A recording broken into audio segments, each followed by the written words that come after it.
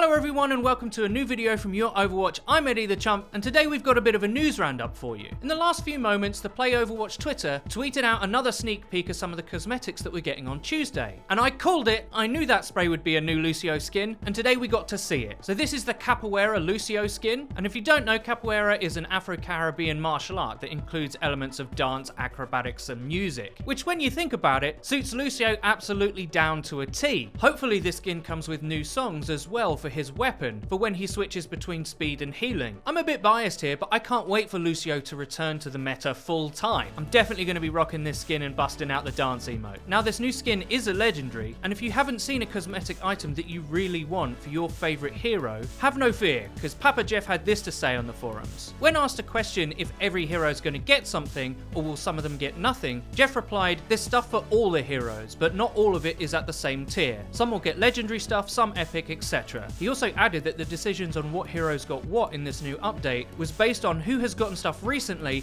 and who hasn't, and how many items those heroes had in those categories. So it's clear that the Overwatch team are trying to balance out the weight of cosmetics in the game. So if your favourite hero hasn't got something juicy in a while, don't be surprised if you get something truly epic on Tuesday. And next up today, we've got the story about xQc being suspended for 4 matches and fined $2,000 by Blizzard and the Overwatch League for violating the Overwatch League Code of Conduct. This all happened because on his personal stream, he made what he described as a joke about the sexuality of another player, in this case Muma from the Houston Outlaws, who is openly gay. Now in response to his suspension, xQc made a series of tweets which I'll put up on screen. One where he said that he didn't make the remark with malicious intent and that he didn't really process what he was saying until he'd said it. If you've ever watched an xQc stream, you'll know that he often speaks very quickly without thinking about what he's saying. That's definitely not an excuse, but it is a fair reflection of his character, at least as a Twitch personality. He went on to tweet a few times about accepting the punishment and made promises to work on his behaviour in the future. But that's not the end of the story. His team, the Dallas Fuel,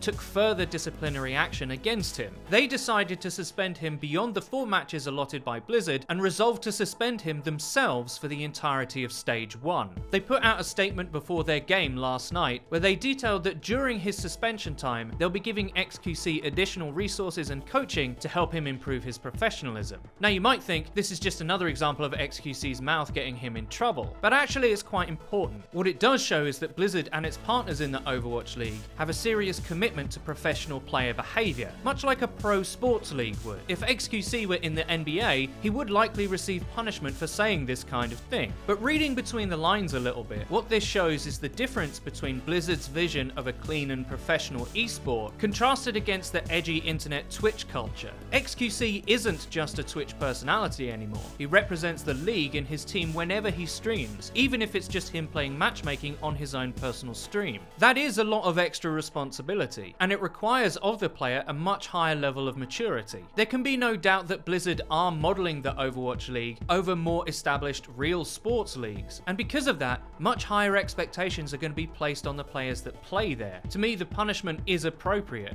Muma did accept the apology from xQc, and a clear message is sent to anyone who plays in or wants to play in the Overwatch League in the future. The house has rules, and you'd better abide by them. To me at least, in the long term, this is a good thing to happen to xQc. It often astounds me how young a lot of these players are, and it can be an intense amount of pressure to live your life under this much scrutiny. So hopefully Dallas make good on their promises. Actually, I think they set a good example for any team for helping players get accustomed to this more professional setting. So hopefully some greater good can come out of a negative story. I really hope you enjoyed the video. If you did, please don't forget to leave a rating. If you never want to miss another video of ours again, please click the bell icon next to the subscribe button on our channel to join the notification squad. You'll be in good company. And finally, please follow the Your Overwatch Twitter. It's where you can find updates about new videos and other cool stuff. I've been Eddie the Chump, and until next time.